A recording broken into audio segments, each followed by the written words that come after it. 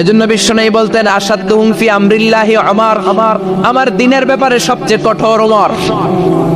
বিশ্বনবী বলতেন আমার পরে কোনো নবী নাই, কোনো রাসূল নাই, তবে আমার পরে যদি কেউ নবী হতো আমার ওমর নবী হয়ে যেত। লা নবিয়্যা বা'দি ওয়ালা রাসূল, আমার পরে রাসূল নাই, কোনো নবী নাই, তবে লাউ কানা বা'দি নবিয়্যুন লাকানা উমর। প্রভু তুমি বলেছ রাসূল দেবে না, বলনি দেবে না ওমর, বলনি দেবে না হামজা তারি, খালিদ বিজয়ী সমর। প্রভু তুমি বলেছ রাসূল দেবে না, বলনি দেবে না ওমর, বলনি দেবে না হামজা তারি, খালিদ বিজয়ী সমর। প্রভু তুমি বলেছ রাসূল দেবে না। আল্লাহু আকবার। মদিনায় যত মুনাফিক ছিল জমের মতো ভয় পাইতো সাইয়েদনা ওমরকে। শয়তানদের লিডার ইবলিসও ভয় পেত ওমরকে। বিশ্বনবী বলেন ওয়াল্লাযী নাফসি বিয়াদিহি, ওমর ওই সত্তার কসম যেই সত্তার হাতে আমার আত্মা, মা লাকিয়াকা শাইতানু সালিকান ফাজ্জান ইল্লা সালাকা ফাজ্জান গায়রা ফাজ্জিক। ওরে ওমর, শয়তান যদি তোমারে কোনো রাস্তায় দেখে, ইবলিস যদি তোমারে কোনো রাস্তা দিয়ে হাঁটতে দেখে, ইবলিস ওই রাস্তা রেখে দিয়ে অন্য রাস্তা দিয়ে হাঁটে। ইবলিসও সাইয়েদনা ওমর ফারুককে দেখলে, এই রাস্তা দিয়ে দেখলে ওর বাপের কি জীবনে এই রাস্তা দিয়ে হাঁটবেন, এই রাস্তা থুইয়া ওই আরেক রাস্তা ধরবে, চিল্লায় পড়েন আল্লাহু আকবার। কাফেররা ভয় পেত, মুনাফিকরা ভয় পেত, শয়তান ভয় পেত, এমনকি বিশ্বনবীর বিবিরাও ভয় পেত। সুবহানাল্লাহ পড়েন। বিশ্বনবীর বিবিরা বিশ্বনবীরে ধরলেন, আমার এইটা কিনা দেন, ওইটা দেন। বিশ্বনবীর কয় টাকা নাই, ক্ষমতা নাই, সামর্থ্য নাই, বেশি কথা কইলে তালাক নিয়ে যাও, তোমাদের চেয়েও সুন্দরী অনেক সতী সাধবী নারী আল্লাহ ব্যবস্থা করে দিবে। বিবিরা মাঝে মাঝে খুনসুটি করতো, নবীরে ধরতো, এইটা নাই ওইটা নেই, এটা দেন। একবার সব বিবিরা টাইট করে ধরছে, ও নবী আয়েশার ঘরে যেদিন থাকেন সাহাবারা বেশি হাদিয়া পাঠায় কেন, আমাদের ঘরে যেদিন থাকেন পাঠায় না কেন? কালকে জুমার নামাজের পরে ঘোষণা দিবেন সবার ঘরে সমান সমান হাদিয়া। নবী কয় আমি হাইতান ন। ও মিয়া, কে হাদিয়া দিবে, কটুক দিবে, এটা কি ইমাম সাহেবের কাজ? ইমাম সাহেবের বাসায় কে কোন দিন কি খাওয়াবে, কি গিফট দিবে, এটা তো কে যে গিফট দিবে তার ব্যাপার। বিশ্বনবী বললেন আবু বকরকে সবাই ভালোবাসে, তাই আবু বকরের মেয়ের ঘরে যেদিন আমার ডেট পরে থাকার সময়, ওই দিন হয়তো বেশি হাদিয়া পাঠায়, তোমাদের ঘরে পাঠায় না। আমার বলার কোনো সুযোগ? বিবিরা কয় না, আপনারে বলতেই হবে। নবী কয় আমি পারবো না। বিবিরা কয় পারবেন। ইন দ্য মিন টাইম দরজার উপর থেকে কে যেন সালাম দিল, আসসালামু আলাইকুম ওয়া রাহমাতুল্লাহ। বিশ্বনবী বললেন ওয়া আলাইকুম আসসালাম। বিশ্বনবী বুঝতে পারলেন সালামটা আমার ওমরের সালাম। বিশ্বনবী সালামের উত্তর দিয়ে বিবিদের দিকে তাকায়, দেখে একটা বিবি ওর সামনে নাই, সব উদাও, ভ্যানিশ হয়ে গেছে। ওমর সুবহানাল্লাহ পড়বেন না? এই জন্য ওমরকে শয়তানও ভয় পেত। আমাদের বাচ্চাদেরকে, আমার মেয়ে একটা মাত্র মেয়ে, খাইতে চায় না, শুধু আমার মেয়ে না, অধিকাংশ বাচ্চাদের এই অবস্থা। ওরা আম্মু দিক দিয়ে খাওয়ায়, আবার দৌড় দেয়, আবার আমি খাওয়াই, আবার কান্নাকাটি করে, বলে গল্প শোনাও, তাইলে খাবো। এখন গল্প শোনাইলেও খায় না। বর্তমান সময়ের ছেলে মেয়েগুলো এরকম, এত জ্বালাতন করে, খেতে চায় না তো বলতে হয় বাঘ আসবে, বাঘ, সিংহ আসবে, সিংহ মামা আসবে, ঘুমাও। এগুলো আমরা বলি না? বড় দোষী তো তারা কি বলেন, বাচ্চা যদি না ঘুমায়, না খাইতে চায়, এগুলাই তো বলে। বাঘ আসবে, বিড়াল আসবে। মদিনাতে ওমরে ফারুক যখন খলিফা, মদিনার কোন বাচ্চারা যদি না খেতে চাইতো, না ঘুমাইতে চাইতো, মদিনার মায়েরা বলতো তাড়াতাড়ি ঘুমাও, ওই যে ওমর আসতেছে, ওমর। আল্লাহু আকবার। কি শাসক ছিলেন সাইয়েদনা ওমর। সবাই সমান, ওনার বিধান, ওনার রীতি সবার জন্য সমান। মদ খাওয়ার অপরাধে নিজের কলিজার টুকরা ছেলে আবু শাহমাকে 80টা বেত মেরেছে। হাদিসটা দাঈফ, তবে শিক্ষা আছে আমাদের জন্য। 80টা বেত মেরেছে। এক রাতে পাওয়া যায় বেত মেরে ছেলেটাকে আহত করে ফেলেছে, আরেক রাতে পাওয়া যায় পিটাতে ছেলেটাকে দুনিয়া থেকে শেষ করে ফেলেছে। ছেলের মুখে গন্ধ পেয়েছে। আর শারিবতা খামরান, কিরে মদ খাইছস? না বাবা, শারিবতু নাবিজ, আমি নাবিজ খেয়েছি। নাবিজ খাওয়া যায়। নাবিজ হচ্ছে রাতের বেলা আরবরা দুধের মধ্যে শক্ত ফুরমা ছেড়ে দেয়, 1 কেজি দুধের মধ্যে 10টা শক্ত খুরমা ছেড়ে দিলে সকালবেলা দুধের কালারটা সাদা থাকে না, শক্ত খুরমার রস টেনে ওটা লাল হয়ে যায়, খেতে বড় মজা, এটাকে বলে নাবিজ। কিন্তু সকালেই খেতে হবে। ওইটারে যদি 3 দিন জমায়ে রাখেন, 4 দিন জমায়ে রাখেন, ওইটাও গাঞ্জা হয়ে যাবে, ওইটাও তারি হয়ে যায়, মদ হয়ে যায়। সাইয়েদনা ওমরের ছেলে এই কাজ করেছেন, একটু তারির স্বাদ নেয়ার জন্য 4 দিন রেখে দিয়েছে। সাইয়েদনা ওমর বললেন, কি খাইছস? কয় মদ খাই নাই। নাবিজ খাইছস? এদিকে আয়। ইফতাহ ফামাক, মুখ খোল। করার পরে মুখের সামনে নাক নিয়ে গন্ধ দেখে মদের গন্ধ, কলারটা ধরে মসজিদে নববীতে নিয়েছে। ইন দা মিন টাইম মসজিদে নববীতে জোহরের নামাজ হয়। নিজের ছেলেকে মসজিদে নববীর উস্তানা বলে, উস্তানা তু মসজিদে নববী, মসজিদে নববীর পিলারে বেঁধেছেন। যেহেতু উনি খলিফা, মসজিদে নববীর ইমাম, জোহরের নামাজের ইমামতি করলেন, সালাম ফিরালেন, আসসালামু আলাইকুম রাহমাতুল্লাহ, আসসালামু আলাইকুম রাহমাতুল্লাহ। সালামের পর বললেন, মাকানাকুম ইনদানা হাদ, সুন্নতের পর বসে যাবেন, আমাদের একটা হদ আছে। আল্লাহর দেয়া যে বিধান, বিচার, এটাকে আরবিতে বলে হাদ, প্লুরাল হচ্ছে হুদুদ। আমাদের হুদুদ আছে, মানে গুরুদণ্ড আছে, বসবেন। হাজার মানুষ সবাই ওযু করে যখন ঢুকতেছিল, দেখে আবু শামা পিলারে বাঁধা। সবাই তো আশ্চর্য, কি আজীব তামাশা, প্রেসিডেন্টের পোলা বাঁধা। নামাজের পরে বাইরে আসার পরে হাজার মানুষ তাকিয়ে আছে। কানাঘুষা শুরু হয়ে যায়। সবাই বলে, কি হয়েছে? ওমর কয়, আমার টানাটানি করা যাবে না। এই যে থামেন, এখন টানলে কি হবে আমি জানি, খুব বিশৃঙ্খলা হবে। দাঁড়ায় শুনলে ডবল সওয়াব। আমি চলে গেলে এরপর আপনারা টানাটানি করে ঢুকে। কথা শুনতেছেন তো? মনোযোগ আছে? লোকদের মধ্যে কানাঘুষা। প্রেসিডেন্টের ছেলে, কেউ কয় ওমর মনে হয় মারবে না, যেহেতু নিজের ছেলে তো একটু ধমকি দিয়ে ছেড়ে দিয়ে।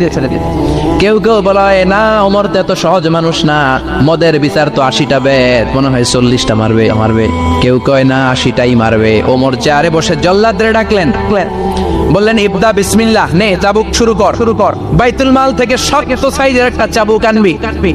জল্লাদ চাবুক এনে দাঁড়ালেন। ওমর বললেন, ইবদা বিসমিল্লাহ, শুরু কর। জল্লাদ মারতে শুরু করেছে। ওয়াহিদ, ইতনাইন, তালাতা, 3টা মারার পরে এক থাপ্পড় মেরে জল্লাদকে 3 হাত দূরে ফেলে দিলেন। ধমক দিয়ে বললেন, তুই চাবুক মারস নাকি চাকরি বাসাস? আসলে জল্লাদ কিন্তু আসতে পারে নাই, দেহের যত জোর ছিল জোর দিয়ে মেরেছে, কিন্তু ওমরের পছন্দ হয় নাই। ওমর বলে, ইনদাকা তালাতা ইনদি ওয়াহিদ, তোর হিসাবে চাবুক মারা হয়েছে 3টা, আমি ওমরের হিসাবে মাইর হয়েছে একটা। চাবুক আমার হাতে দে, আমি 2 নাম্বার থেকে শুরু করি। ওমরে ফারুক 2 নাম্বার শুরু করলেন। 2, 3, এক একটা চাবুক মারে, ছুপ করে চামড়া ছিলে, রক্তগুলো মসজিদে নববীর বারান্দার পিলারের মধ্যে লাগে। ওমরের চেয়ে শক্তিশালী দ্বিতীয় কোনো পুরুষ মদিনার জমিনে ছিল নাকি? ওমরের হাতের মাইর। ছেলেটা চিৎকার দিয়ে বলে, বাবা, ও আব্বা, আর মদ খাবো না, ছেড়ে দেন, আর খাবো না। মদ তো আমি খাই নাই, আমি খেয়েছি নাবিজ, 3-4 দিন রাখার কারণে একটু মাতলামি হয়েছে আমার। আব্বা, এবারের জন্য ছেড়ে দেন, আর খাবো না। ওমরের কঠোর হৃদয়ে কোনো দয়া মায়া আসনা, মারতে লাগলেন। এবার আবু শাহামার মা, ওমরের বউ, পায়ের মধ্যে ওমরের পায়ে পড়ে ডেকে বলে, ওমর, আমার কলিজার টুকরা ছেলেটারে মারিস না। 30টা বাড়ি মারা হয়েছে, আর বাকি 50টা বাড়ির জন্য এক একটা চাবুকের বিনিময়ে আমি এক একটা উট আল্লাহর রাস্তায় সদকা করবো রে ওমর। সাইয়েদনা ওমর বলে, এর নিয়ে যাও। আবু শাহামার মা উট দিয়ে আল্লাহর জাইন চাবুকের বাড়ি থেকে একটা বাড়িও কমানো যাবে না, 80টা বাড়ি দেয়া পর্যন্ত পৃথিবীর কোন শক্তি আবু শাহামারে আমার হাত থেকে ছুটাতে পারবে না।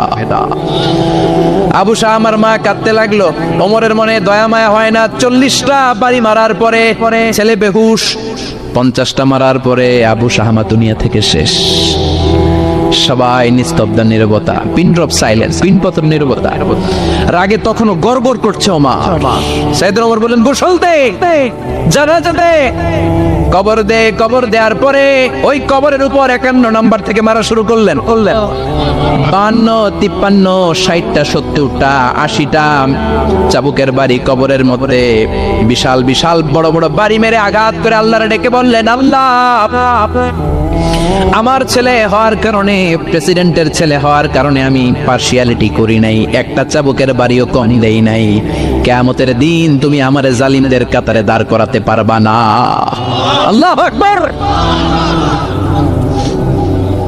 ওই ওমরের শাসন যদি দেশে থাকতো, দেশটারে মদিনা বানাইতো কে? এখন রিকশাওয়ালার পোলার জন্য এক নিয়ম, প্রধানমন্ত্রীর পোলার জন্য আরেক নিয়ম, কুলিওয়ালা ঠেলাওয়ালার জন্য এক নিয়ম, প্রেসিডেন্টের মেয়ের জন্য আরেক নিয়ম। জোরে বলেন ঠিক কিনা? সবার জন্য যদি এক নিয়ম হতো, চুরি করলে যদি হাত কাটা হতো, জিনা করলে যদি পাথর মেরে গর্দানটা উড়িয়ে দেয়া যেত, বাংলার জমিনে আর কোনো চোর আর জিনাখোর পাওয়া যেত না। চুরি করলে হাত কাটো কার আইন? তবে এটা কলা চোর, মুরগি চোর, ডাব চোর, আম চোর না। যেই চোর গুলো একটা কলমের সিগনেচারের খোঁচায় দেশের 1000 কোটি টাকা মেরে দেয়, ওই চোরদের হাত আগে কাটতে হবে। জোরে কোন ঠিক কিনা? এক কলমের খোঁচায় শেয়ার বাজার খাইয়া ফেলায়, হলমার্ক খাইয়া ফেলায়, দেশের টাকা সুইজারল্যান্ডে পাঠায়, ওই চোরগুলার হাত। জোরে বলেন ঠিক কিনা? আল্লাহর দিন বাস্তবায়নে সবচেয়ে কঠোর সাহাবী ছিলেন ওমর। আবু বকর ছিলেন নরম, ওমরের মেজাজকে গরম বানাইছে কে? এই জন্য ইসলামের মধ্যে যেমনি সহনশীলতা আছে, আবার ইসলামের মধ্যে বিদ্রোহ আছে না নাই? ওই রকম একটা ওমরের দরকার, আমাদের বেশি চাই না। জোরে বলেন ঠিক কিনা? দাও খোদা দাও আমায় আবার ওমর দারাজ দিল, দাও খোদা দাও আমায় আবার ওমর দারাজ দিল, দাও আলীর মতো বীর সেনানি, আলীর মতো বীর সেনানি জাগাতে নিখিল,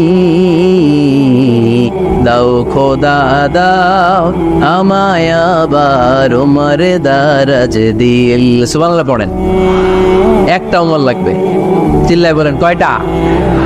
ওই ওমরের অপেক্ষায় বাংলাদেশ সহ গোটা মুসলিম উম্মাহ, ঠিক কি না? একটা ওমরে যথেষ্ট। আমাদের সেন্ট্রাল লিডারশিপ নাই তো, আমাদেরকে এদিকে লাথি মারলে আমরা ওইদিকে যাই, ওদিক থেকে গোতা মারলে আমরা এদিকে যাই। আমাদের রিপ্রেজেন্টেটিভ, আমাদের প্রতিনিধিত্ব করার মতো কোনো কেন্দ্রীয় লিডারশিপ নেতৃবৃন্দ গোটা বিশ্বে নাই, ঠিক কিনা?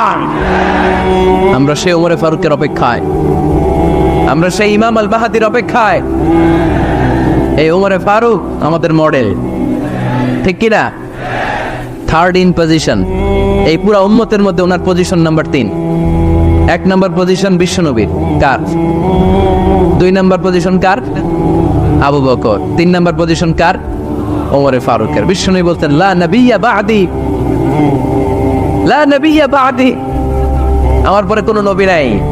ওয়ালা রাসূলা, আমার পরে কোনো রাসূলও নাই। আমার নবীর পরে আর কোনো নবী আছে? আমার নবীর পরে আর কোনো রাসূল আছে? এই যে কাদিয়ানি যে একটা সম্প্রদায় আছে, এরা কি মুসলিম নাকি অমুসলিম? মুসলিম সম্প্রদায়ের সাথে এদের কোনো সম্পর্ক নাই। চিল্লা বলেন ঠিক কিনা? এরা যদি মুসলমান হতে চায়, আমার নবী দ্য লাস্ট মেসেঞ্জার বিশ্বনবীকে খাতামুন নবী হিসেবে সংবাদ সম্মেলন করে গোটা বিশ্বকে জানাই দিতে হবে, তারপরে তাদেরকে আমরা মুসলিম হিসেবে স্বীকৃতি দিব। চিল্লা বলেন ঠিক কিনা?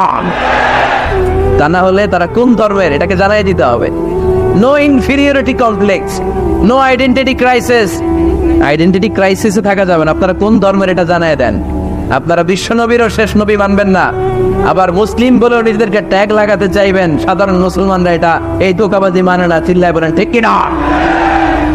আমার নবীর পরে কোনো নবী নাই, আমার রাসূলের পরে কোনো রাসূল নাই, ঠিক কিনা? আল্লাহর হাবিব বলতেন লাউ কানা বা'দি নাবিয়্যুন লাকানা উমর, তবে আমার পরে যদি নবী হওয়ার যোগ্যতা কারো থাকে, আমার উমরের ওই যোগ্যতা আছে। সুবহানাল্লাহ পড়েন।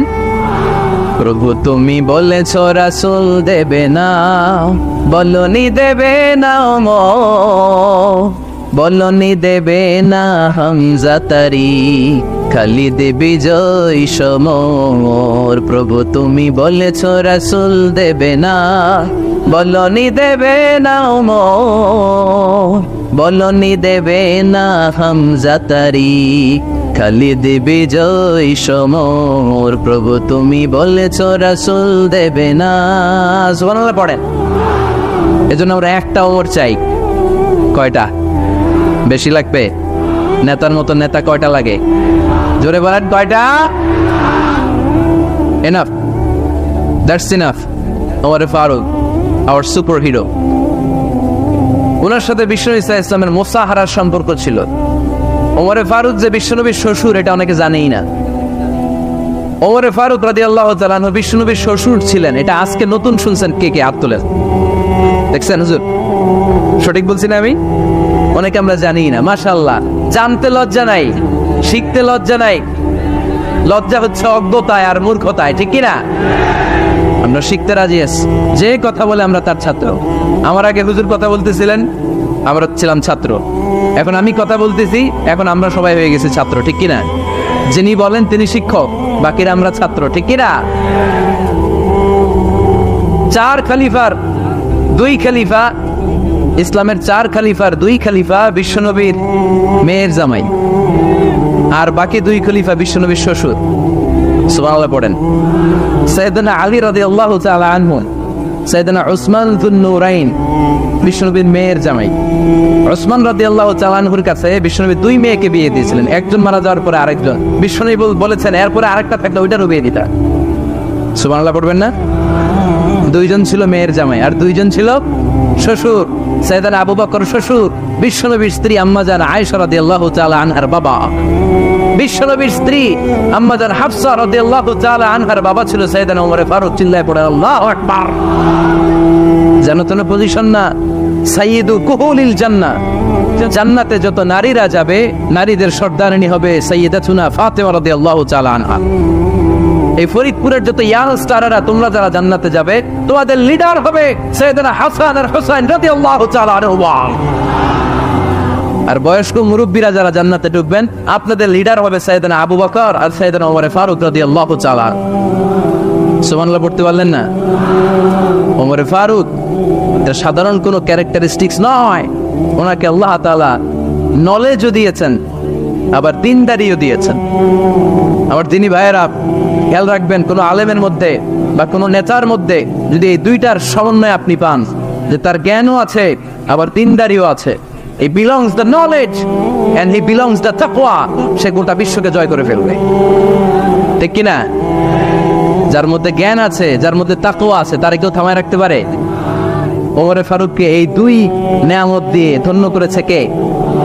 সহিহ বুখারীর বর্ণনা, বিশ্বনবী সাহাবীদের সামনে একটা স্বপ্নের কথা বলছেন। বিশ্বনবী বললেন, আমি স্বপ্নে দেখলাম আমার আঙ্গুলের ফাঁকা থেকে দুধ বের হচ্ছে। আমি তৃপ্তি সহকারে দুধ খেলাম। খাওয়ার পরে দেখলাম আঙ্গুলের মধ্যে একটু দুধ লেগে আছে। আমার আঙ্গুলে অতিরিক্ত লেগে থাকা দুধটা আমি ওমর ফারুকের মুখের মধ্যে লাগিয়ে দিলাম। সাহাবারা বললেন, ইয়া রাসূলুল্লাহ, ইয়া হাবিবাল্লাহ, মাযা আওয়ালতা বিহি, এই স্বপ্নের আপনি কি ব্যাখ্যা করলেন? আমরা তো বুঝলাম না। বিশ্বনবী বললেন, আওয়ালতু বিহি আল ইলম, আমি এই দুধ দিয়ে জ্ঞানের ব্যাখ্যা করেছি, কারণ ওমরকে আল্লাহ যেই জ্ঞান দিয়েছে গোটা বিশ্বের কাউকে এত জ্ঞান দেয় না। এজন্য স্বপ্নে যদি কেউ দেখেন যে আপনি দুধ খাচ্ছেন, তার মানে আল্লাহ তাআলা আপনার জ্ঞান বাড়ায় দিবেন। ওমর ফারুককে দুধ খেয়ে অতিরিক্ত দুধের অংশটা বিশ্বনবী আবু বকর রাদিয়াল্লাহু তাআলা আনহুর মুখে দেন নাই, সাইয়েদনা ওসমানের মুখে দেন নাই, আলী রাদিয়াল্লাহু তাআলা আনহুর মুখে দেন নাই। স্বপ্নে ওই অতিরিক্ত লেগে থাকা দুধটা বিশ্বনবী ওমর ফারুকের ঠোঁটের মধ্যে লাগিয়ে দিয়েছেন।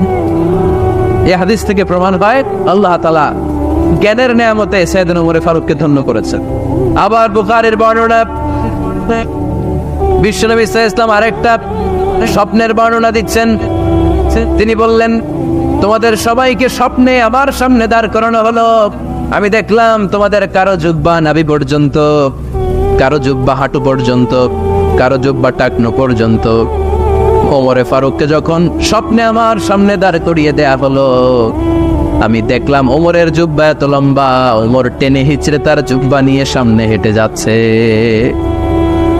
সাহাবারা বললেন, ফামাযা আওয়ালতা বিহি ইয়া রাসূলুল্লাহ, ও আল্লাহর রাসূল, এই স্বপ্ন দিয়ে আপনি কি বোঝাতে চাইলেন? আমরা কিছু বুঝলাম না। বিশ্বনবী বললেন, আউয়ালতু বিহি আদ-দীন, আমি এই হাদিসের দ্বারা দিনের ব্যাখ্যা করলাম, যার জামা যত লম্বা তার দিনদারি তত বেশি। সুবহানাল্লাহ, আসতে পড়েন।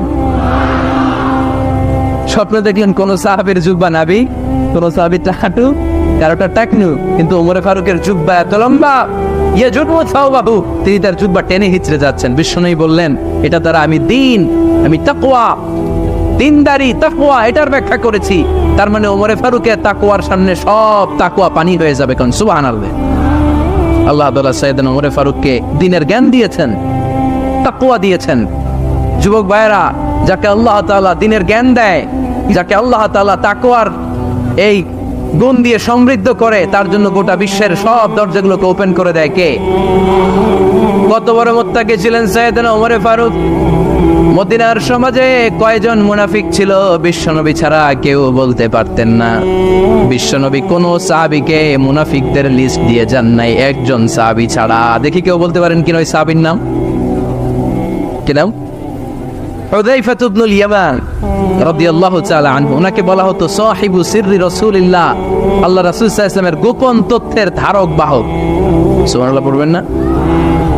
বিশ্বনবী ইন্তেকালের আগে মদিনার সমাজে মোট কয়জন মুনাফিক আছে এই তথ্য আবু বকরকে বলেন নাই, কি বলেন? ওমর রাদিয়াল্লাহু তাআলা আনহুকে বলেন নাই, উসমান রাদিয়াল্লাহু তাআলা আনহু, আলী রাদিয়াল্লাহু তাআলা আনহু, আশারাতুল মুবাশশিরিনা বিল জান্নাহ কোন সাহাবীকে বলেন নাই। শুধুমাত্র কেবলমাত্র একমাত্র হুযায়ফা ইবনুল ইয়ামান রাদিয়াল্লাহু তাআলা আনহুর কাছে মুনাফিকদের লিস্টে বিশ্বনবী দিয়ে গিয়েছেন। সুবহানাল্লাহ পড়ে। মদিনায় কারা কারা মুনাফিক কেউ জানতো না হুযায়ফা ছাড়া। কে ছাড়া? নামটা আজকে মুখস্থ করেন, যাতে অন্য কোনো ওয়াজে কেউ জিজ্ঞেস করলে বলতে পারেন। মুনাফিকদের লিস্ট যে সাহাবীর কাছে বিশ্বনবী দিয়ে গিয়েছিলেন, সাহাবীর নাম কি? নাম? নামটা কেমন লাগে? ভালো লাগে? অনেকে আমারে জিজ্ঞেস করে, হুজুর আমার ছেলে হবে আগামী মাসে, একটা নাম দেন। নাম দিয়ে দিলাম হুযায়ফা। যাদের হবে ছেলে, এলাকা যাদের নেক্সট কয়েক মাসে ছেলে হবে, খালি হুযায়ফা চলবে। কি চলবে? ভাল লাগে? নামটা ভাল লাগে? রাইখেন, অনেক সুন্দর না? উনি জানতেন মুনাফিক কারা। দেখেন ওমরে ফারুকের তাকওয়ার লেভেলটা কত হাই হাই। ওমরে ফারুক একদিন হুযায়ফা রাদিয়াল্লাহু তাআলা আনহুর কাছে গেলেন, যে বললেন, হুযায়ফা, বিশ্বনবী ইন্তেকালের আগে মুনাফিকদের নামের লিস্টটা কারো কাছে দেয় নাই, আমার জানা নাই, সাইয়েদনা আবু বকরের জানা নাই, কোন সাহাবীর জানা নাই, তুমি ছাড়া। আমি তোমার কাছে জানতে চাই, আমি ওমরের নামটা ওই মুনাফিকদের খাতায় আছে কিনা আমার একটু বলো। আমার ওমরের নামটা ওই মুনাফিকদের লিস্টিতে একটু আছে কিনা, নামটা একটু বলো। যদি থাকে আমি ভালো হয়ে যাব। আমি নেফাকি দূর করে পাক্কা মুমিন হতে চাই। আমার নাম যদি মুনাফিকের লিস্টে থাকে আমি তো শেষ। হুযায়ফা চোখের পানি ছেড়ে দিয়ে বলে, আমিরুল মুমিনিন, কেমন প্রশ্ন করলেন আপনি? আপনি বিশ্বনবীর শ্বশুর। এই উম্মতে আপনার পজিশন 3 নাম্বার। আপনারে মুনাফিকরা ভয় পায়, শয়তান আপনারে ভয় পায়। আপনি জান্নাতে সব বয়স্ক লোকদেরকে নিয়ে জান্নাতের মধ্যে আগে আগে ঢুকবেন, কেমন করে মুনাফিকদের কাতারে আপনার নাম থাকতে পারে? ওমর সুবহানাল্লাহ পড়ে। কি বিনয়ী, কি তাকওয়া। হুযায়ফাকে যে ধরতেন, হুযায়ফা একটু বলো না আমার নামটা মুনাফিকদের লিস্টিতে আছে কিনা। ওমরে ফারুকের যদি এই টেনশন থাকে যে আমি মুনাফিক হয়ে গেলাম কিনা, আমাদের এই টেনশন থাকার দরকার আছে না নাই? হ্যাঁ, যেন সব সময় আল্লাহর কাছে দোয়া করতে হবে, আল্লাহ তুমি নেফাকি থেকে আমাদেরকে বাঁচাও। আরো জোরে পড়েন আমিন। ওমরে ফারুক রাদিয়াল্লাহু তাআলা আনহু আমাদের সুপার হিরো, আমাদের সবাই বলেন আমাদের। উনি কত বড় সুপার হিরো শুনেন। উনি জুমার খুতবা দিচ্ছেন। কি দিচ্ছেন? মসজিদে নববীতে। খুতবার মাঝখানে হঠাৎ বললেন, ইয়া সারিয়াতুল জাবাল, ইয়া সারিয়াত ইবনে জানিমিল জাবাল। এই কথা বলেই আবার খুতবা দিতে শুরু করলেন। ওনার এই ইয়া সারিয়াত ইবনে জানিমিল জাবালের সাথে আগের কথারও কোনো মিল নাই, পরের কথারও কোনো মিল নাই। জুমার নামাজের পর মুসল্লি সাহাবারা ধরলেন, বললেন, ইয়া আমিরাল মুমিনিন। খুতবার মাঝখানে হঠাৎ করে ইয়া সারিয়াত ইবনে জানিমিল জাবাল বলে আপনি চিৎকার করলেন কেন? আপনার এই বাক্যের সাথে আপনার খুতবার আগের বাক্যের কোনো মিল নাই, আপনার খুতবার পরের বাক্যেরও কোনো মিল নাই। এই কথা আপনি কারে বললেন? কারে উদ্দেশ্য করে বললেন? এই কথার তাৎপর্য কি আমাদেরকে বুঝিয়ে বলেন। ওমরে ফারুক বললেন, আমি যখন খুতবা দিচ্ছি আমি দেখতে পেলাম ওই যে কয়েক মাস আগে আমি আমার মুসলিম সেনাবাহিনী পারস্যে আক্রমণের জন্য পাঠিয়েছি বর্তমান ইরানের ওই বিশাল এলাকাতে পারস্যে আমি আমার ব্যাটালিয়ন পাঠিয়েছি। আমি হঠাৎ করে দেখতে পেলাম আমার মুসলিম বাহিনীর সেনাপতি যুদ্ধের এক পর্যায়ে তার ডানে আছে উপত্যকা, বায়ে আছে পাহাড়, সে পাহাড়ি রাস্তা ছেড়ে দিয়ে উপত্যকার দিকে যেতে শুরু করেছে। আমি দেখতে পেলাম আবার মুসলিম বাহিনী যদি উপত্যকার দিকে ছুটে বেড়ায়, কাফির মুশরিকরা আমার মুসলিম বাহিনীকে কচুকাটা করে ফেলবে। তাই আমি এখান থেকে তাদেরকে কমান্ড দিয়ে বলেছি, ইয়া সারিয়াতাল জাবাল, উপত্যকার দিকে নয় পাহাড়ের দিকে যাও, তাহলেই তোমাদের বিজয় নিশ্চিত হয়ে যাবে। উপত্যকার দিকে যেও না, ইলাল জাবাল, ইলা সারিয়াতিল জাবাল, পাহাড়ের দিকে ছোট। আরে সাহাবারা অবাক, ঘটনা কি? উনি বসে আছেন মদিনায় মসজিদে নববীর মিম্বারে দাঁড়িয়ে, উনি যদি ইয়া সারিয়াতাল জাবাল বলে, এটা কি ইরানে যাবে নাকি? ও মিয়া, তখনকার সময়ে বর্তমানের মতো মোবাইল ছিল নাকি, ইন্টারনেট ছিল নাকি, কিছু ছিল? খালি মুখে আমি যদি বলি ইয়া সারিয়াতাল জাবাল, এটা ইরানে যাবে, ইন্ডিয়া যাবে, ঢাকায় তো যাবেন, ফরিদপুর শহরেই তো বসবে না, ঠিক কিনা? কিন্তু এটা আমিরুল মুমিনিন, বিশ্বাসী সাহাবারা বিশ্বাস করে নিল। কিছু মুনাফিক ছিল, এরা কয় না ঝামেলা আছে, এটা তো সম্ভব না। এক কাজ করি, এই সেনাপতি যখন বিজয়ী বেশে মদিনায় ফিরে আসবে আর আমরা ধরব। এরা দিন গুনতে লাগলো, এই সেনাপতি মুসলিম বাহিনী নিয়ে পারস্য জয় করে কবে ফিরে আসবে। এই মুনাফিকের দলগুলো কখনো সেনাবাহিনীকে অভ্যর্থনা জানাতে যেত না, কিন্তু এইবার সবার আগে মদিনার উপকণ্ঠে যে সেনাপতিদেরকে অভ্যর্থনা জানানোর জন্য ফুল নিয়ে রেডি, ফুল নিয়ে দাঁড়ায় আছে। সেনাপতি ঠুকার সাথে সাথে ধরছে, এই সেনাপতি কোত্থেকে আসছে? কয় পারস্য জয় করে আসছি। কয় এমন এমন দিন, জুমার দিন দুপুর বেলা যুদ্ধের মাঝখানে আমিরুল মুমিনিনের কণ্ঠের কোনো কথাবার্তা শুনছো নাকি? সেনাপতি অবাক, কয় তোমরা জানলা কেমনে? শুনছি তো। সুবহানাল্লাহ পড়বেন না? আমরা যুদ্ধে একটা ভয়ঙ্কর অবস্থার মধ্যে ছিলাম, পেছন থেকে শত্রু আমাদেরকে আক্রমণ করতে শুরু করে দিল। ডানে যাব না বায়ে যাব, সামনে যাব নাকি পেছনে যাব, রাস্তা খুঁজে পাচ্ছি না। ডান দিকে ছিল আমাদের উপত্যকার রাস্তা, বাঁ দিকে ছিল পাহাড়ি পথ। আমরা সোজা পথ হবে মনে করে উপত্যকার দিকে ছুটতে আরম্ভ করলাম। হঠাৎ করে আমিরুল মুমিনিনের কণ্ঠ বজ্র কণ্ঠে আমার কানের মধ্যে ভেসে আসলো। আমার মনে হলো আমিরুল মুমিনিন কেমন যেন আমাকে কমান্ড দিচ্ছেন আর বলছেন, ইয়া সারিয়াতাল জাবাল, ডান দিকে উপত্যকার পথে নয়, তাড়াতাড়ি পাহাড়ের দিকে সৈন্যবাহিনী নিয়ে উঠে যা। পাহাড়ের দিকে, ডানে না, this is wrong track and this is the right track. ওই দিন যদি ওমরে ফারুকের ওই গাইডলাইন, আমিরুল মুমিনিনের কমান্ড যদি আমি না শুনতাম, আজকে বিজয়ের বেশে ফিরতেও পারতাম না, আমাদের চেহারাও তোমরা দেখতে পেত না। ওমরে ফারুকের ওই কমান্ড, ওই গাইডলাইন অদৃশ্য থেকে শোনার কারণে এই পারস্যের মধ্যে আমাদেরকে সেই যুদ্ধে বিজয় দান করেছে কে? দিস ইজ ওমরে ফারুক, দিস ইজ ওমরে ফারুক। বিশ্বনবী বলছেন, ওমর, মা লাকিয়াকা শাইতানু সালিকান ফাজ্জান ইল্লা সালাকা ফাজ্জান গায়রা ফাজ্জিক। ওমর, শয়তান ইবলিস যদি তোমার কোনো রাস্তা দিয়ে হাঁটতে দেখে, শয়তান ওই রাস্তা রেখে দিয়ে অন্য রাস্তা দিয়ে হাঁটে। সুবহানাল্লাহ বাড়িতে যায় বললেন, কে বলতেছে? বিশ্বনবী। কার ব্যাপারে? কার ব্যাপারে? ওমরে ফারুকের ব্যাপারে। শয়তান যদি দেখে যে ওমরে ফারুক এই রাস্তা দিয়ে হাঁটতেছে, শয়তান ওই রাস্তা রেখে দিয়ে অন্য রাস্তা দিয়ে হাঁটে। সুবহানাল্লাহ পড়েন। রাত্রিবেলা আমরা আমাদের বাচ্চা ছেলে মেয়েদেরকে যখন খাওয়াই, বাচ্চারা খেতে চায় না, এরকম হয় আপনাদের ফরিদপুর এলাকায়? এই এলাকায় হয় নাকি? খেতে চায় না বাচ্চারা, এই চকলেট দেখায়া, এই মিনা কার্টুন দেখায়া, এইটা সেইটা এগুলো সেগুলো বলে, গল্প টল্প বলে ফুলায়া খাওয়ানো লাগে, তাই না? তারপরেও খায় না। আমারও ছোট মেয়ে আছে, খেতে চায় না, এইটা সেইটা এমনি সেমনি খাওয়ানো লাগে। তো শেষে না পেরে মা বাবা বলতে বাধ্য হয়, ওই যে ভূত আসতেছে, ভূত, তাড়াতাড়ি তাড়াতাড়ি খাও, তাহলে যে ভূত ধরবে তোমার। ওই যে বাঘ আসতেছে, বাঘ, তাড়াতাড়ি খাইলে তাহলে বাঘে কামড়াবে। বলি না আমরা? আপনারা কি বলেন? ভূত। আর কি বলেন? হ্যাঁ হ্যাঁ, আচ্ছা, এক এক জায়গায় এক একটা আমরা বলি, ভূত আসবে, বাঘ খাবে, ভাল্লুক খাবে, তাড়াতাড়ি খাও। মদিনাতে যখন ওমরে ফারুক আমিরুল মুমিনিন, মদিনার মায়েরাও বাচ্চাদেরকে খাওয়াতে পারতো না, ছোট্ট মেয়েদেরকে খাওয়াতে পারতো না, খাওয়া নিয়ে যন্ত্রণা করতো। বাচ্চারা যখন মদিনায় খেতে চাইতো না রাত্রিবেলায়, মদিনার মায়েরা বলতো, তাড়াতাড়ি খাও, হা হুয়া ইয়াতি উমর, হা হুয়া ইয়াতি উমর, তাড়াতাড়ি খা, নাইলে ওই যে ওমর আসতেছে, Omar. This is our superhero সাইয়েদনা ওমর ফারুক রাদিয়াল্লাহু তাআলা। শুধু শয়তানি ভয় পেত না, মুনাফিকরাও ভয় পাইতো, জমের মতো ভয়। শুধু তাই না, আমাদের আম্মাজান বিষ্ণু ইসলামের স্ত্রীরাও ওমর ফারুককে ভয় পেতেন। সুবহানাল্লাহ কবেন না? মাঝে মাঝে বিষ্ণু ইসলামের সাথে আম্মাজান আয়েশার ঝগড়া হতো, হতো না?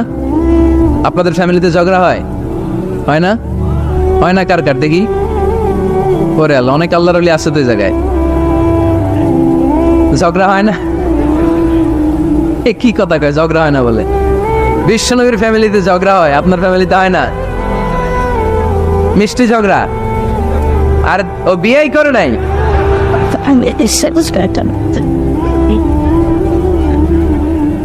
ঝগড়া তো হবেই, দাম্পত্য জীবনের মজাটাই তো এখানে। কখনো ঝগড়া, কখনো আনন্দ, একটু বৃষ্টি, একটু রোদ, একটু হাসি, একটু কান্না, ভালো লাগা ভালোবাসা শেয়ার করে নেয়া, মিলেমিশে একাকার হয়ে যাও, ঠিক কিনা? তো আল্লাহর হাবিব সাল্লাল্লাহু আলাইহি ইসলামের সাথে আম্মাজান আয়েশার ঝগড়া হতো। তো একদিন ঝগড়া হয়ে দুইজন রেগে আস, খবরদার দুইজন রেগে থাকবেন না, আবার একজন রাখলে আরেকজন থেমে যাবেন, কারণ এই ছোট্ট ঝগড়া থেকে এটা অনেক সময় বিচ্ছেদের দিকে গড়ায়। আমার প্রিয় ফরিদপুরবাসী, ভাবি রেগে গেলে আপনি রাইগেন না, ওই দিন আপনি একটু ঠান্ডা থাকেন। আবার আপনি রেগে গেলে, আমার মাইকের আওয়াজ যদি ভাবিরা শুনেন, আপনারা রেগে যায় না, একটু ঠান্ডা থাকবে। দুইজনে রেগে গেলে তো তৃতীয় বিশ্বযুদ্ধ শুরু হবে, তাই না? একজন রেগে গেলে আরেকজন ঠান্ডা, কারণ এই সামান্য ঝগড়া থেকে ইগোর কারণে এটা বিচ্ছেদ আর ডিভোর্স পর্যন্ত গড়ায়। আর শয়তান এখানে উস্কানি দেয়, কারণ ইমানদারদের ফ্যামিলি ভাঙতে পারলে শয়তান সবচেয়ে বড় খুশি হয়, আর ইমানদারদের ফ্যামিলি টিকে থাকলে খুশি হয়ে যায় কে? আম্মাজান আয়েশা রাদিয়াল্লাহু তাআলা আনহার সাথে বিষ্ণু ইসলামের ঝগড়া হতো মাঝে মাঝে। একবার ঝগড়া হলো, বিষ্ণু ইসলাম রাগ, আম্মাজান আয়েশাও রাগ। বিষ্ণু বললেন, আয়েশা, ঝগড়া করে আর কতক্ষণ থাকবো, আসো মিটমাট করি। আয়েশা রাদিয়াল্লাহু বললেন, ঠিক আছে মিটমাট করবো। তো বিষ্ণু ইসলাম বললেন, মিটমাটের জন্য কারে ডাকবো? ওমরে ডাকি। কয় না, ওমরে না, ওমর গালিজ, ওমর অনেক রাগে, আমার ডর লাগে। কয় তাহলে তোমার আব্বারে ডাকি। কয় ডাকেন। কি খুশি, মেয়েদের মধ্যে অভ্যাসটা আছে না নাই? তাহলে তোমার আব্বারে ডাকি, ডাকেন। ডেকে নিয়ে আসা হলো। আবু বকর রাদিয়াল্লাহু তাআলা আনহু দাঁড়ালেন, আম্মাজান আয়েশা দাঁড়ালেন, বিশ্বনবীও দাঁড়ালেন। বিশ্বনবী বললেন, আয়েশা, তোমার আব্বা আসছে, এবার ঘটনা খুলে বলার পালা, তুমি বলবা নাকি আমি বলবো? আম্মাজান আয়েশা বললেন, আপনি বলেন, তবে ওয়ালা তাকুল ইল্লা হাক্কান, যেটা ঘটছে ওইটাই বললেন, মিথ্যা কথা কইেন না। আবু বকর রাদিয়াল্লাহু তাআলা আনহু রেগে মেগে আগুন। কি এই কথা তুমি কেমন করে বলো? বিশ্বনবী কি মিথ্যা কথা কখনো বলবে? রেগে মেগে দিলেন মেয়ের গালে এক চড়। বানিয়ে বলতেছি না, মুসনাদ আহমদ ইবনে হাম্বলের হাদিস। বাবার হাতের থাপ্পড়কে আম্মাজান আয়েশা উল্টে বললেন। সাইয়েদনা আবু বকর রাগে গড়গড় করছেন, আবার মারার জন্য তেড়ে গেলেন। এবার বাঁচার জন্য আম্মাজান আয়েশা বিশ্বনবীর পিছনে যে আশ্রয় নিলেন, বিশ্বনবী বাঁচানোর জন্য দুই হাত মেলে দাঁড়িয়ে গেলেন। পড়েন সুবহানাল্লাহ। বিশ্বনবী যখন দুই হাত মেলে দাঁড়িয়ে গেলেন, সাইয়েদনা আবু বকর রাদিয়াল্লাহু আনহু থেমে গেলেন। সাইয়েদনা আবু বকর রাদিয়াল্লাহু তাআলা আনহু ঘর থেকে বের হয়ে বারান্দায় দাঁড়ালেন। পড়েন সুবহানাল্লাহ। এবার বিশ্বনবী আম্মাজান আয়েশার কাছে যেয়ে বলেন, ইয়া আয়েশা, কাইফা রাআইতিনি আনকাসতুকি মিনার রাজুল, দেখছো কেমনে বাঁচাইলাম? আপনি না থাকলে বর্তমানে ফেলতো আজকে। আমি বাঁচাইছি তোমারে, আমি, আমার লগে ঝগড়া করো তুমি। লজ্জায় পড়ে আম্মাজান আয়েশা খিলখিল করে হেসে দিলেন, বিশ্বনবীও হেসে দিলেন। দুইজনের হাসির মধুর আওয়াজ শুনে সাইয়েদনা আবু বকর বাইরে থেকে অবাক, কিরে এতক্ষণ না ঝড় তুফান, এখন দেখি হাসি। সালাম দিয়ে অনুমতি নিয়ে ভিতরে ঢুকলেন। ঢুকে দেখেন আম্মাজান আয়েশাও হাসে, বিশ্বনবীও হাসে। এ হাসি দেখে আবু বকর রাদিয়াল্লাহু আনহু হেসে দিলেন। আরশের উপর থেকে খুশি হয়ে গেলেন কে? এবার সাইয়েদনা আবু বকর রাদিয়াল্লাহু তাআলা আনহু বললেন, ইয়া রাসূলুল্লাহ, আশিকানি ফি সিলমিকুমা কামা আশরাতুমানি ফি হারবিকুমা। ও নবী, যুদ্ধ লাগলে, দুইজন যুদ্ধ লাগলে মীমাংসার জন্য যেমনি আমারে ডাকেন, এরকম হাসি আর আনন্দের মুহূর্তেও আমারে একটু ডাইকেন। আশিকানি ফি সিলমিকুমা কামা আশরাতুমানি ফি হারবিকুমা। তবে আপনাদের মধ্যে ঝগড়া লাগলে সন্ধি করার জন্য আমারে যেমনি ডাকেন, আপনাদের হাসি খুশি আনন্দ খুনসুটি এই মজাদার মুহূর্তগুলোতে আমারে বঞ্চিত রাখেন না, আমার একটু ডাইকেন। সুবহানাল্লাহ পড়েন। এই মুসনাদ আহমদ ইবনে হাম্বলের হাদিস শোনার উদ্দেশ্য হচ্ছে বিশ্বনবী প্রথমে ওমর ফারুকের নাম বলেছিলেন। সাইয়েদনা আয়েশা বলে না, আমি ডরাই। আইবাত, দিস ইজ কল্ড আইবাত ওমর। একবার বিশ্বনবীর সব বিবিরা ধরলেন, ও নবী আমাদেরকে এটা দেন, ওইটা দেন, ঘরে এইটা নাই, ওইটা নাই, ওইটা নাই। বিশ্বনবীকে আমার কাছে কিচ্ছু নাই, যদি এমনি আমার বউ হয়ে থাকতে চাও থাকো, তাহলে তা না হলে যা লাগবে কিনে দেব, সাথে সাথে তালাকও দিয়ে দিব। কিছু দিতে পারবেন, আমার নাই তো, সামর্থ্য নাই। কিন্তু বিবিরাও ছাড়া না, এটা দেন, ওইটা দেন। বিশ্বনবী রহমতের নবী, বিবিদেরকে বুঝাতেও পারেন না। বিবিরা আবদার করতেছে, নবী এটা লাগবে, ওইটা লাগবে। ইন দ্য মিন টাইম বিশ্বনবী একজনের সালাম শুনতে পেলেন। কে যেন দরজায় দাঁড়িয়ে বলতেছে আসসালামু আলাইকুম। বিশ্বনবী দরজার দিকে তাকালেন, তাকিয়ে বললেন ওয়ালাইকুম আসসালাম, আর বুঝতে পারলেন এটা আমার ওমরের সালাম। সালাম দেওয়ার পরে বিবিদের দিকে তাকায় দেখে একজন বিবিও নাই, সব অন্দরমহলের ভিতরে দো। সুবহানাল্লাহ পড়তে পারলেন না? This is our super hero Omar. এরকম ওমর একটা লাগবে, চিল্লায় বলেন কয়টা? একটা ওমর গোটা বিশ্বকে সোজা করে দিবে। একটা ওমর সবল আর দুর্বলের সব পার্থক্য দূর করে দিবে। মাজলুমের উপর জালিমের অত্যাচারের অবসান ঘটায় দিবে। গোটা বিশ্বটাকে সাম্য, মৈত্রী, ভালোবাসার ইনসাফ দিয়ে পরিপূর্ণ করে দিবে। সেই ওমরের অপেক্ষায় আমরা। নিজের ছেলেকে 80টা বেত মেরেছেন। কয়টা? 80টা বেত মেরেছে। এই ব্যাপারে অনেকগুলো বর্ণনা পাওয়া যায়। সবচেয়ে সহিহ বর্ণনা হচ্ছে মুয়াত্তা ইমাম মালিকের বর্ণনা। ওমরে ফারুক রাদিয়াল্লাহু তাআলা আনহুর ছেলে আব্দুর রহমান মারুফুন বিআবি শাহমা ছিলেন মিশরে। ওখানে নাবিজ খেয়েছিলেন। নাবিজ হচ্ছে আরব দেশের লোকেরা দুধের মধ্যে শক্ত খুরমা রাত্রেবেলা ঢেলে দিত। ঢেলে দিলে সারা রাত ওই খুরমার রসটা দুধের সাথে মিশে দুধটা লাল হয়ে যেত। এটারে সকালবেলা খেত, খুব সুস্বাদু। এটাকে বলে নাবিজ। কিন্তু এটা রাতে ভিজাইলে সকালেই খাইতে হয়, রেখে দিলে আবার একটু সমস্যা হয়। এটা অনেকটা তারির মতো হয়ে যায়, মাতলামি চলে আসে। তো ওমরে ফারুকের ছেলে নাবিজ খেয়েছেন, মদ খাননি, নাবিজ। কিন্তু নাবিজ খাওয়াতে সাকরান চলে এসেছে। সাকরান চলে আসাতে এটা যখন প্রমাণিত হয়েছে, আমর ইবনে আস রাদিয়াল্লাহু তাআলা আনহু ওনাকে 80 বেত মেরেছেন মিশরে। কয় বেত? নিয়ম হচ্ছে সবার সামনে, কিন্তু সবার সামনে না মেরে একটু গোপনে মেরেছে। এই তথ্য যখন ওমরে ফারুকের কাছে এসেছে, উনি বললেন না, মারতে হবে সবার সামনে, আলাদা মারলা কেন? ও মদিনায় ফিরে আসলে আমি আবার 80টা মারব। মদিনায় ফিরে আসার পরে সাইয়েদনা ওমরে ফারুক ওই আগের 80টারে আর ধরেন নাই, নিজ হাতে আবার 80টা বেত মেরেছেন। এই বেত মারার 1 মাস পরে এই আবু শাহমা ইন্তেকাল করেছে। অনেক ঐতিহাসিক বলে এই বেতের আঘাতে মরেছে, কেউ কেউ বলেছে নিজের রোগের কারণে মরেছে। কিন্তু দিস ইজ দ্য ইনসাফ সিস্টেম অফ ওমর। নিজের ছেলে বলে ছেড়ে দেয় নাই। এখন নিজের ছেলে হইলে 7 খুন মাফ, নেতার ছেলে হইলে 10 খুন মাফ, এলাকার মরণের ছেলে হইলে 10 খুন মাফ। নো পার্সিয়ালিটি ইন ইসলাম। ইসলামে পার্সিয়ালিটি নাই। আপনি নেতার ছেলে হন, আপনি বিজনেস ম্যাগনেটের ছেলে হন, আপনি যেই হন না কেন, ইসলামের দৃষ্টিতে সবাই সমান। চিল্লায় বলেন ঠিক কিনা? বানু মখজুমিয়া গোত্রের এক নারী চুরিতে ধরা পড়ল। সাহাবারা বললেন, নবী মদিনার সবচেয়ে ভেরি প্রেস্টিজিয়াস এন্ড ডিগনিফাইড ফ্যামিলির মেয়ে, আপনি হাত কাটেন না, কারণ ইসলামের নিয়ম চুরি করলে কি কেটে দাও। বিশ্বনবী বললেন, বলো কি? হাত না কাটার জন্য তোমরা আমাকে রেকমেন্ড করছো? এটা আল্লাহর আইন। পৃথিবীর কেউ রেকমেন্ড করলো শোনার ক্ষমতা আমার নাই, কারণ আইনটা দিয়েছে কে? লাউ কানাত ফাতিমাতু বিনতি মুহাম্মাদিন সারাকাত লাকাতা মুহাম্মাদুন ইয়াদাহা। আরে বনু মাকসুমিয়া মেয়ে তো দূরের কথা, আমার কলিজার টুকরা ফাতেমাও যদি আজ চুরিতে ধরা পড়তো, তার হাত কেটে দিতে আমি 1 মিনিটও দেরি করতাম না। দিস ইজ ইসলাম। এই হচ্ছে ওমরে ফারুকের মানাকিব। এরকম ওমরে ফারুক কয়টা লাগবে? আওয়াজ করে বলতে হবে, কয়টা লাগবে? একটা লাগবে। এই সাইয়েদনা ওমরে ফারুক মদিনার প্রথম চিফ জাস্টিস ছিলেন। সর্বপ্রথম ওনার পরামর্শে সাইয়েদনা আবু বকর রাদিয়াল্লাহু তাআলা আনহু কোরআনকে সংকলন করেছেন। আমরা এই যে কোরআন পড়ি 30 পারা, এমদাদিয়া লাইব্রেরির 114টা সূরা, কত সুন্দর সন্নিবেশ করা হয়েছে, এখানে সাজানো হয়েছে। আল্লাহর হাবিব সাল্লাল্লাহু আলাইহি ওয়াসাল্লামের সময় কি এরকম কোরআন ছিল নাকি? ছিল? ছিল। খেজুর পাতার মধ্যে, গাছের বাকলের মধ্যে, ওটের বড় হাড্ডির মধ্যে আর পাথরের মধ্যে খোদাই করা কোরআন ছিল।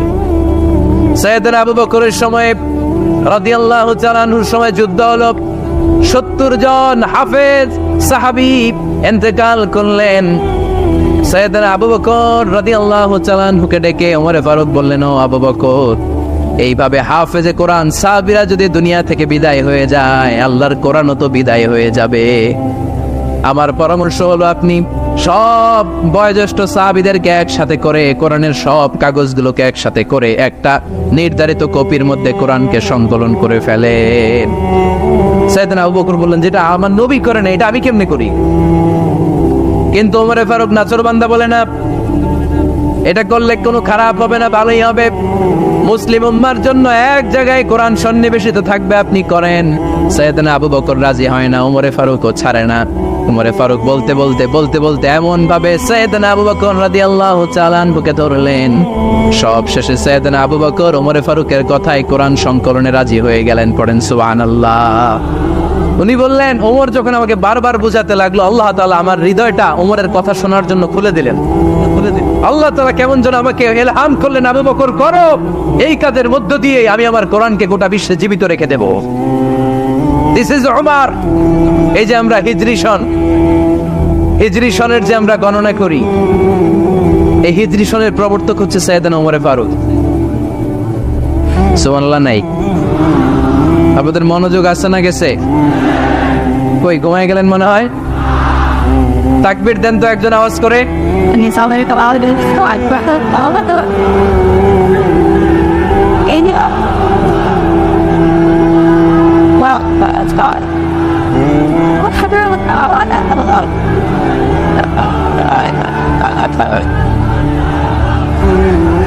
মাশাআল্লাহ মাশাআল্লাহ। বসেন বসেন, এখনই শেষ করে দেব কিছু সময়ের মধ্যে। আমরা একসাথে বিদায় নেব ইনশাআল্লাহ। ওঠা বসা করবেন না, ওঠা বসা করবেন না, বসেন। সাইয়েদনা ওমর ফারুক এই হিজরি সনের গণনা শুরু করেছে। সাহাবারা বলল, আমিরুল মুমিনিন, খ্রিস্টানদের ঈসাই সন আছে, আমাদের মুসলমানদের কোনো সন নাই। আমাদের একটা সন থাকলে আমাদের জিজিয়া নিতে, আমাদের যাকাতের টাকা উত্তোলন করতে অনেক সুবিধা হবে। ওমর ফারুক বললেন, তাহলে কোন সালকে হিজরি, কোন সালকে মুসলিম সাল হিসেবে আমরা ঘোষণা দিতে পারি? একজন বলল, আমার নবী যেই সালে জন্মগ্রহণ করেছেন ওই সালে। ওমর ফারুক বললেন, না, আমার নবীর জন্ম আমাদের জন্য খুশির দিন, কিন্তু এটা আমাদের জন্য প্রেরণা নয়। প্রেরণা নবীর কাজে, ঠিক কিনা? আরো কিছু সাহাবারা বলল, তাহলে যেই সালে আমার নবী ইন্তেকাল করেছে ওইটারে প্রথম সাল ধরেন। ওমর ফারুক বললেন, না, যেদিন তিনি ইন্তেকাল করেছেন এটা আমাদের দুঃখের দিন, এটা আমাদের প্রেরণা নয়। আমাদের প্রেরণা হচ্ছে বিশ্বনবীর ত্যাগ, তিতিক্ষা আর কাজের মধ্য দিয়ে। জোরে কোন ঠিক কিনা? ওমর ফারুক বললেন, যেদিন বিশ্বনবী ইসলাম রক্ষায় নিজের মাতৃভূমি ছেড়ে মক্কা থেকে মদিনায় গিয়েছেন, ওই দিনটাকে হিজরি প্রথম দিন ধরে আমরা হিজরি সাল গণনা করে শুরু করে দিব। ওইটাই হচ্ছে হিজরি সন। সেখান থেকে হিজরি সনের প্রবর্তন করেছেন সাইয়েদনা ওমর ফারুক রাদিয়াল্লাহু তাআলা আনহু। এই যে স্টেট গভর্নমেন্ট, এই যে প্রিজন, জেলখানা, ক্যান্টনমেন্ট, সচিবালয়, গণভবন, বঙ্গভবন, মুক্তিযোদ্ধাদের ভাতা, রাষ্ট্রীয় ভাতা, এই সব নিয়ন্ত্রণ সাইয়েদনা ওমর ফারুক তার রাষ্ট্রীয় আমলে তিনি নিজে করেছেন। চিল্লায় পড়েন আল্লাহু আকবার।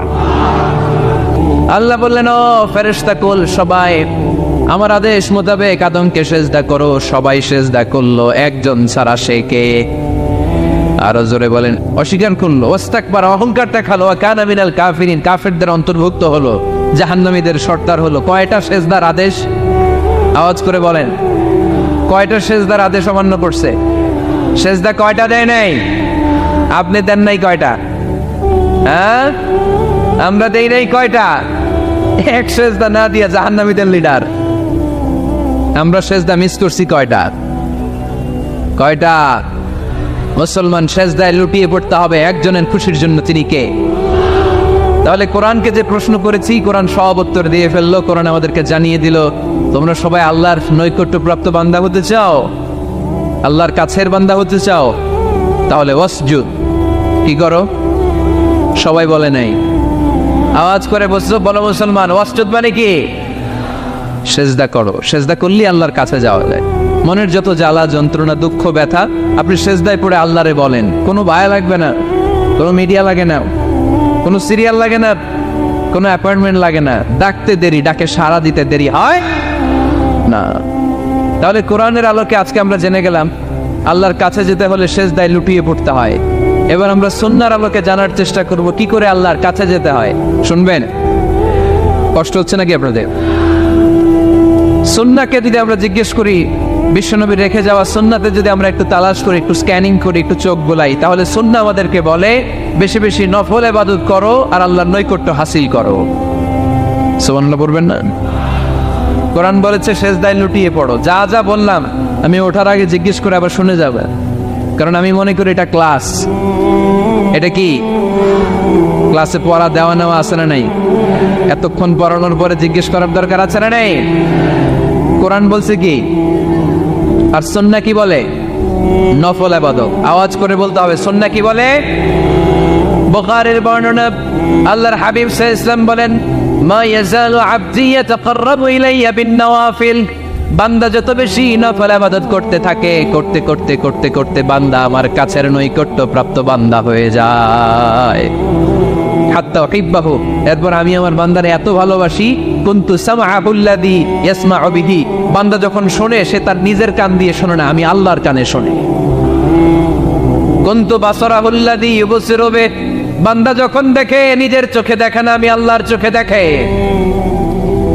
ওয়ায়াদাহুল্লাযী ইয়াবতিশু বিহা, বান্দা যখন কিছু ধরে বান্দার হাতে ধরে না, আমি আল্লাহর হাতে ধরে। ওয়ারিজলাহুল্লাযী ইয়ামশি বিহা, বান্দা যখন হেঁটে যায় ওর নিজের পায়ে হাঁটে না, কেমন যেন আমি আল্লাহর পায়ে হাঁটে। আওয়াজ করে বলতে হবে আল্লাহু আকবার। মানে আল্লাহ বুঝাতে চাইলেন আমি তখন তার কান হয়ে যাই, আমি তখন তার চোখ হয়ে যাই, আমি তখন তার হাত হয়ে যাই, আমি তখন তার পা হয়ে যাই। আমার আর তার মাঝে আর কোনো ফারাক থাকে না, সে আমার একেবারে নিকটে চলে আসে। আওয়াজ করে পড়েন সুবহানাল্লাহ।